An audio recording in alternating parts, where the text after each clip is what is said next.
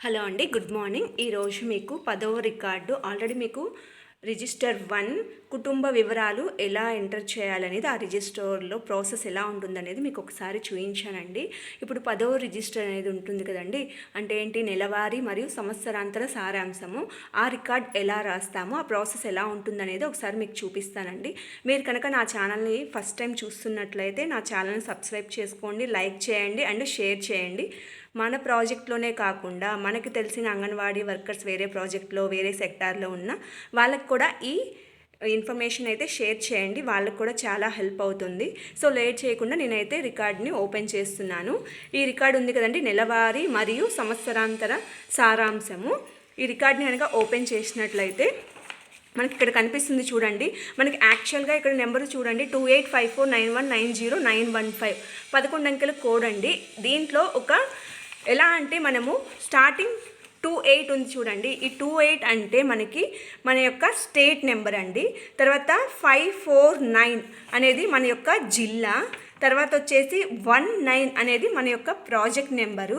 తర్వాత 09 అనేది మన యొక్క సెక్టార్ నెంబరు. తర్వాత వచ్చేసి 15 అనేది మన అంగన్వాడీ కేంద్రం యొక్క నెంబర్ అండి. సో ఈ విధంగా మనం 11 అంకెల కోడ్ని అయితే ఈ విధంగా మనం వేస్తాము. ఇక్కడ ఉన్న డేటా అంతా ఫిల్ చేస్తాము. ఆఫ్టర్ దట్ మనము దీన్ని కనుక ఓపెన్ చేసినట్లయితే ఇక్కడ ఉన్న నేమ్స్ అన్నీ కూడా మనం ఇక్కడ రాసాం కదండి. ఇవన్నీ ఎలా అంటే మనం కుటుంబ సర్వే వివరాలు ఉంది కదండి, ఆ బుక్ని ఓపెన్ చేసి దాంట్లో ఉన్న డేటా ఎవరైతే యజమాని ఉంటారో, ఇంటికి ఎవరైతే పెద్ద ఉంటారో వాళ్ళ యొక్క పేరునే ఇక్కడ మనము ఫస్ట్ నేమ్ కింద ఎంటర్ చేస్తామండి. తర్వాత వచ్చేసి సర్వే నెంబర్, కుటుంబ క్రమ సంఖ్య, తర్వాత కుటుంబ యజమాని పేరు, మొత్తం సభ్యులు, ఆ కుటుంబంలో పురుషులు ఎంతమంది ఉన్నారు, స్త్రీలు ఎంతమంది ఉన్నారు అనేది ఇక్కడ డేటా అయితే ఎంటర్ చేస్తాము. అదే కుటుంబంలో 0 to 5 months పిల్లలు ఉన్నారా, 6 to 11 months ఎవరన్నా ఉన్నారా, 1 to 1 సంవత్సరం నుండి 2 సంవత్సరాల 11 నెలలలోపు పిల్లలు ఎవరన్నా ఉన్నారా, తర్వాత 3 సంవత్సరాల నుండి 4 సంవత్సరాల 11 నెలల పిల్లల్లోపు వాళ్ళు ఎవరైనా ఉన్నారా, 5 సంవత్సరాలు కంప్లీట్ అవ్వని వాళ్ళు ఎవరైనా ఉన్నారా, వాళ్ళ డేటా అంతా ఇక్కడ వేస్తాము. అదే కుటుంబంలో గర్భవతులు కానీ బాలింతలు కానీ ఎవరైనా ఉంటే వాళ్ళ డేటాను కూడా మనం ఇక్కడ ఎంటర్ చేస్తామండి. తర్వాత ఈ ఫ్యామిలీలో ఇక్కడున్న ఈ ఫ్యామిలీ మెంబర్స్ ఎవరైనా మన ఐసిడిఎస్ ప్రాజెక్ట్ యొక్క ఐసిడిఎస్ సంస్థకి సంబంధించి లబ్ధిదారులు అయి ఉంటే అది వాళ్ళు పురుషులైనా స్త్రీలైనా ఇక్కడ డేటా అయితే ఎంటర్ చేయాలండి. తర్వాత అదే కుటుంబంలో కిషోర బాలికలు ఎవరైనా ఉన్నారా. సో ఈ విధంగా అయితే మనము డేటాని ఇక్కడ ఫిల్ చేయాల్సి ఉంటుంది. అది కూడా మనము మన కుటుంబ వివరాల బుక్ ఉంటుంది కదండి, ఆ బుక్ని ఓపెన్ చేసి ఒక్కొక్క కుటుంబంలో వాళ్ళ యొక్క యజమాని పేరు ఇక్కడ రాస్తూ ఆ కుటుంబంలో ఎంతమంది పురుషులు ఉన్నారు, ఎంతమంది స్త్రీలు ఉన్నారు, అదే కుటుంబంలో గర్భవతి ఎవరైనా ఉన్నారా, బాలింత ఎవరైనా ఉన్నారా. ఇక్కడ చూడండి, ఇక్కడ ఈ ఫ్యామిలీ మెంబర్స్ కనుక తీసుకున్నట్లయితే మనకి ఇక్కడ ఒక బాలింత బాబు ఉన్నాడండి. తర్వాత అదే కుటుంబంలో బాలింత, తర్వాత కిషోర్ బాలికలు 2 ఉన్నారు. సో ఇలా ప్రతి ఫ్యామిలీని మనం చెక్ చేసుకుంటూ ఇలా అయితే డేటాని అయితే మనం ఫిల్ చేస్తామండి. కంప్లీట్గా ఇలా ఫిల్ చేసిన తర్వాత ఈ పేజీలో 20 ఫ్యామిలీస్ యొక్క యజమాని నేమ్స్ అయితే మనం ఇక్కడ రాసాము. వాళ్ళ ఇంట్లో ఎంతమంది ఉన్నారు, పురుషులు ఎంతమంది ఉన్నారు, స్త్రీలు ఎంతమంది ఉన్నారు, మొత్తం రౌండ్ ఫిగర్ అయితే ఇక్కడ వేస్తున్నాము.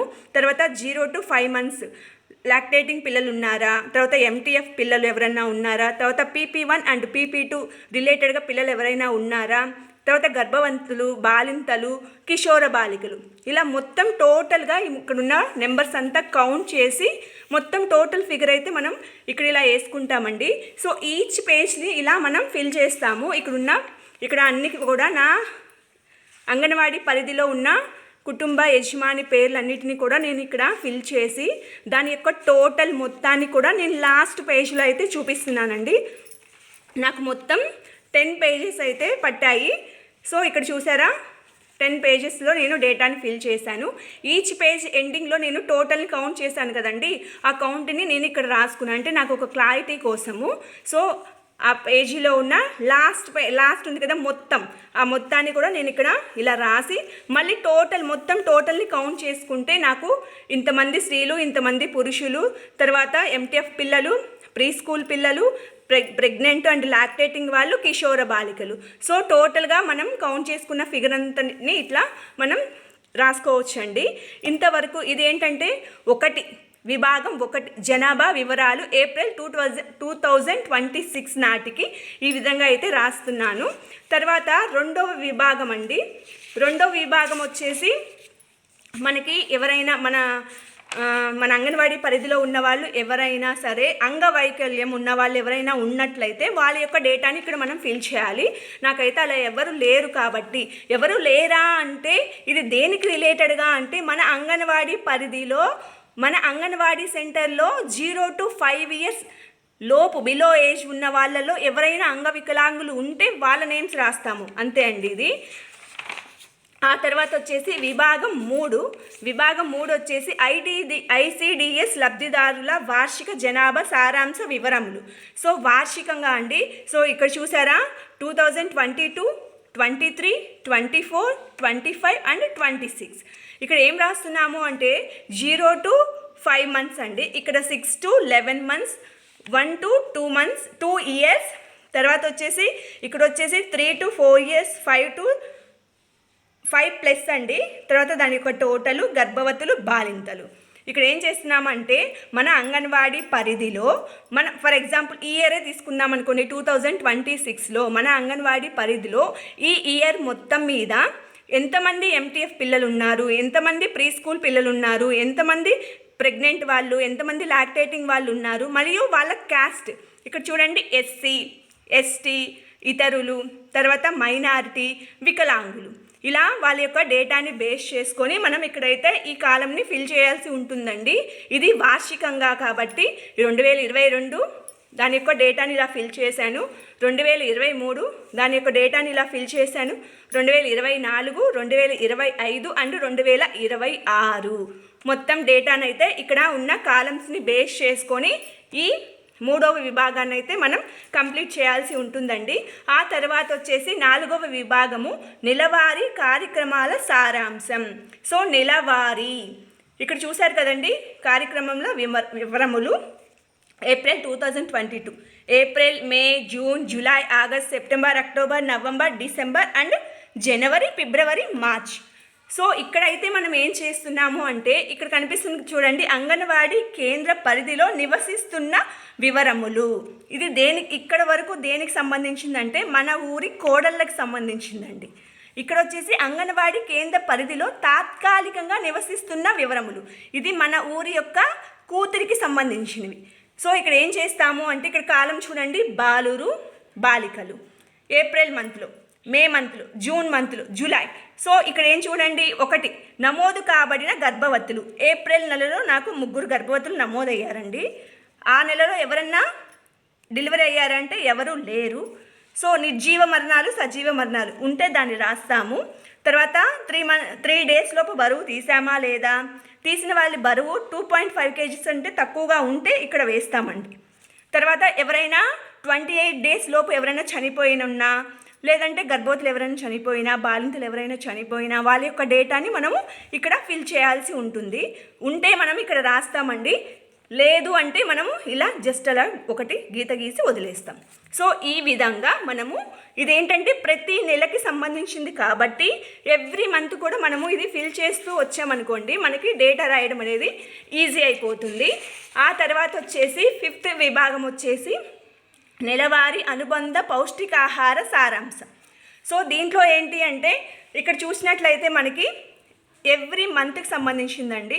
సో ఎవ్రీ మంత్ మనము ఏం రాస్తాము అంటే వాళ్ళ యొక్క క్యాస్ట్, SC, ST, ఇతరులు మొత్తము, మైనారిటీ, వికలాంగులు, మొత్తం పర్సన్స్, ఫీడింగ్ డేస్.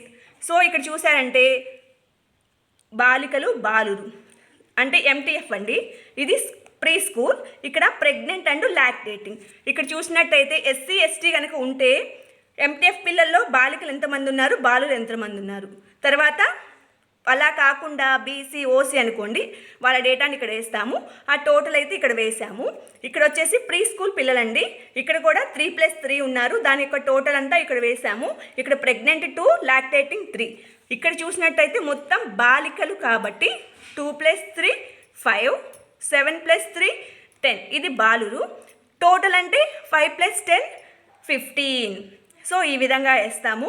తర్వాత ఇక్కడ చూడండి మొత్తం పర్సన్స్ ఫీడింగ్ డేస్. సో ఇక్కడ ఏం చేస్తాము అంటే ఇక్కడున్న ఫీడింగ్ డేస్ ఎలా వేయాలి అంటే ఇక్కడ 2 మెంబర్స్ ఉన్నారు కదండి, 25 డేస్ ఫీడింగ్ డేస్ కాబట్టి సో ఇది MTF పిల్లలకి కాబట్టి 50 వేసాను. ఇక్కడ 7 ఉంటే 175 వేసాను.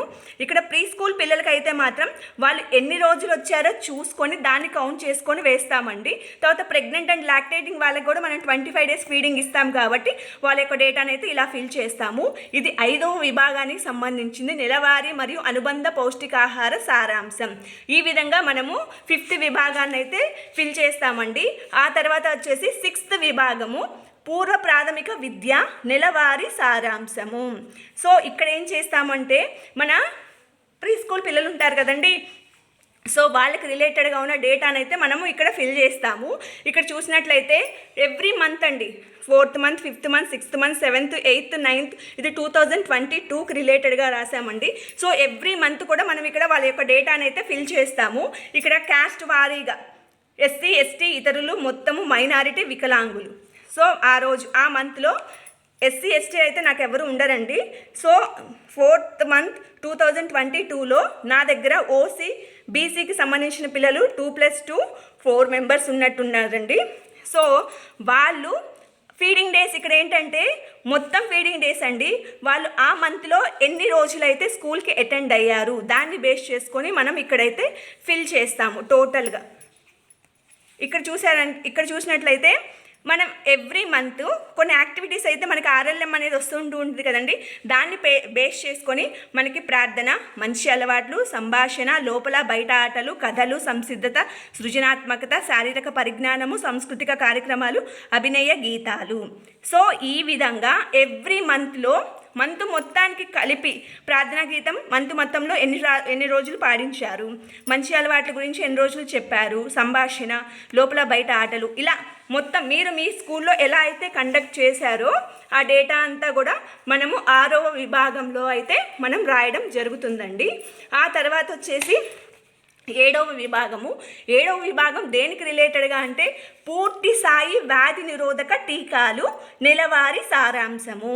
సో వ్యాధి నిరోధక టీకాలు అంటే ఇమ్యునైజేషన్ ఉంటుంది కదండి, అది కూడా దేనికి సంబంధించింది అంటే ఇక్కడ ఈ నెలలో 12 నెలలు నిండిన పిల్లల సంఖ్య, వారిలో పూర్తిగా టీకాలు పొందిన వారి సంఖ్య. ఇది చూడండి, ఇక్కడ ఎవ్రీ మంత్ ఇక్కడ మనము డేటాను అయితే ఎంటర్ చేస్తామండి. ఇది 2022, 23, 24, 25, 26 ఓకేనా. సో ఏప్రిల్ 2022లో నాకు 12 మంత్స్ కంప్లీట్ అయిన బేబీ ఒకరే ఉన్నారు, వాళ్ళకి నేను ఇమ్యునైజేషన్ చేయించాము కాబట్టి 1 వేసాము. ఇలా తర్వాత జూలైలో ఉన్నారు, ఆగస్టులో ఉన్నారు, సెప్టెంబర్లో ఎవరు లేరు. సో మొత్తం టోటల్గా కౌంట్ చేసుకుంటే మనకి ఎంత ఉన్నారు 1 1 1 1 1 1 మొత్తం కలిపి 6 ఇమ్యునైజేషన్ కంప్లీట్ చేసాం కాబట్టి 100% కంప్లీట్ అయిందనేసి మనం ఇక్కడ రాస్తామండి. సో ఈ విధంగా మనము అయితే ఇక్కడ కంప్లీట్గా వీళ్ళ యొక్క ఇమ్యునైజేషన్ డేటానంతా ఇక్కడ ఎంటర్ చేస్తామండి. 7వ విభాగం వచ్చేసి పూర్తి స్థాయి వ్యాధి నిరోధక టీకాలు నెలవారీ సారాంశం. ఎవ్రీ మంత్ కూడా 12 మంత్స్ కంప్లీట్ అయిన బేబీకి ఇమ్యునైజేషన్ ఇస్తున్నట్లయితే మనం వాళ్ళ యొక్క డేటాను అయితే మనం ఇక్కడ ఎంటర్ చేయడం జరుగుతుంది. ఇది 7వ విభాగము. ఇక 8వ విభాగం చూసినట్లయితే మరణముల వివరములు. ఇది కూడా ఎట్లా రాస్తాము అంటే ఓన్లీ ప్రెగ్నెంట్ అండ్ లాక్టేటింగ్ వాళ్ళు మాత్రమే మరణిస్తే వాళ్ళ డేటాని మనం ఇక్కడ ఎంటర్ చేస్తామండి. అదర్వైజ్ ఇంకా అంతకంటే 35, 45, 55 అలా వేరే ఏజ్ వాళ్ళు కనుక ఎవరైనా మరణిస్తే వాళ్ళ డేటాను అయితే మనం ఇక్కడ ఎంటర్ చేయమండి. ప్రెగ్నెంట్ లాక్టేటింగ్ వాళ్ళు ఎవరైనా మన అంగన్వాడీ పరిధిలో మన దగ్గర నమోదయ్యి వాళ్ళు మరణించినట్లయితే వాళ్ళ డేటాని మనం ఇక్కడ ఎంటర్ చేయడం అయితే జరుగుతుందండి. సో ఈ విధంగా మన దగ్గరున్న 8 విభాగాలను కూడా మనం కంప్లీట్గా ఫిల్ చేయాల్సి ఉంటుంది. ఈ విధంగా నెలవారీ మరియు సంవత్సరాంతర సారాంశం బుక్ని అయితే ఈ విధంగా అయితే మనం కంప్లీట్ చేస్తామండి. నేను చెప్పిన డేటా మీకు అర్థమైందని అనుకుంటున్నాను. Thank you for watching.